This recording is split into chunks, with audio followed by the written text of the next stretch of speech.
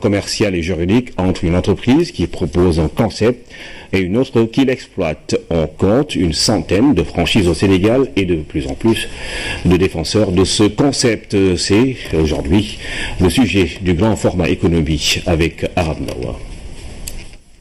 McDonald's, Subway, Mango, pour ne citer que ces enseignes, il s'agit de noms, d'images, de savoir-faire, de notoriété, de concepts surtout qu'il est possible d'exploiter partout via ce qu'on appelle la franchise.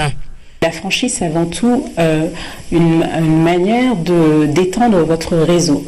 C'est-à-dire que vous comprendrez qu'économiquement, pour les grandes enseignes, c'est beaucoup plus facile de s'associer à une personne qui va exploiter votre marque que pour l'enseigne d'aller développer sa marque elle-même en nom propre. Parce que les investissements sont beaucoup plus lourds. Si la franchise a séduit le monde, c'est que le franchiseur qui propose le concept et le franchisé qui l'exploite sont assurés d'un business gagnant-gagnant.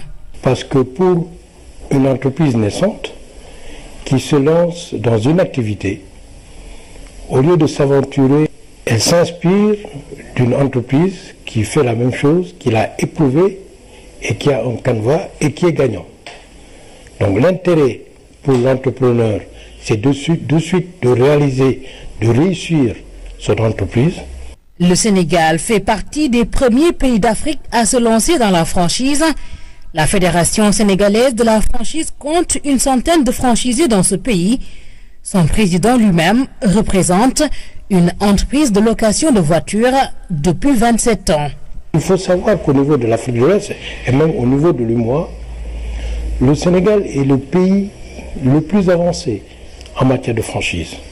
Il y a de vieux franchisés qui sont là, dans ce pays, le Sénégal, depuis 40 ans, 45 ans. Les grands pays industriels s'intéressent davantage au Sénégal avec le PSE.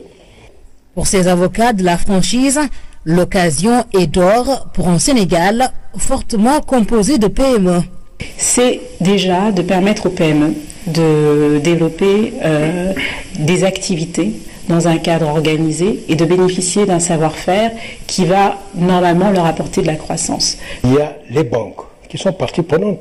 Ils savent que cette entreprise est structurée. Donc en France, près de 60% de petites entreprises qui se créent avec une franchise réussissent par rapport à des entreprises qui ne sont pas franchises, des PME.